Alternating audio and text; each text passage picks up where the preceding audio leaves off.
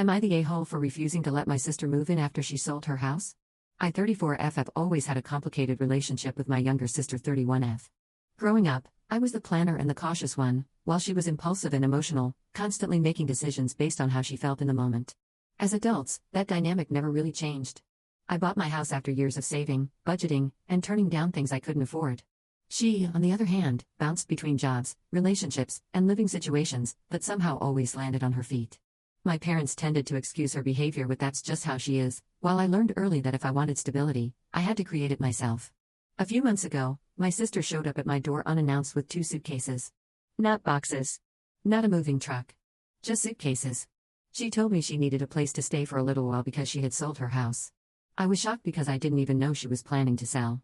When I asked where she was going next, she shrugged and said she hadn't figured that part out yet but assumed she could stay with me until she did. It wasn't framed as a request. It was presented like a done deal. When I asked why she sold the house so suddenly, she said she didn't want the hassle of listing it and had sold it directly to her boyfriend for fast cash. She said it was easier and that they would figure things out together. When I asked why she didn't tell me or our parents beforehand, she said she didn't want opinions or negativity. I told her selling a house without a plan wasn't a small decision. She got defensive and accused me of judging her instead of helping. I told her I wasn't comfortable with her moving in without a clear timeline or boundaries. We've lived together before and it ended badly. She doesn't clean consistently, brings personal drama into shared spaces, and has a habit of overstaying any temporary arrangement. I offered to help her look for short-term housing or contribute to a deposit somewhere else, but I told her I couldn't offer my home as an open-ended solution. She immediately accused me of abandoning her and stormed out. Within hours, my parents started calling. According to them, she was now basically homeless and I was her only option. I reminded them that she chose to sell her house without consulting anyone. They told me family doesn't work that way and that I should just help her. When I asked why she couldn't stay with them instead, they said their house wasn't set up for it, which felt incredibly convenient. The situation escalated when my sister posted vague messages online about betrayal and being kicked out by your own blood. Friends started reaching out asking what was going on. I stayed quiet because I didn't want to air her business publicly, but I was starting to feel like the villain in a story I didn't write. Then came the part she hadn't told anyone. A mutual acquaintance contacted me privately and asked if my sister was okay. When I asked why, they hesitated and then said they heard she sold everything quickly because she thought she might be going to prison. That sentence didn't even feel real. I called my sister and confronted her.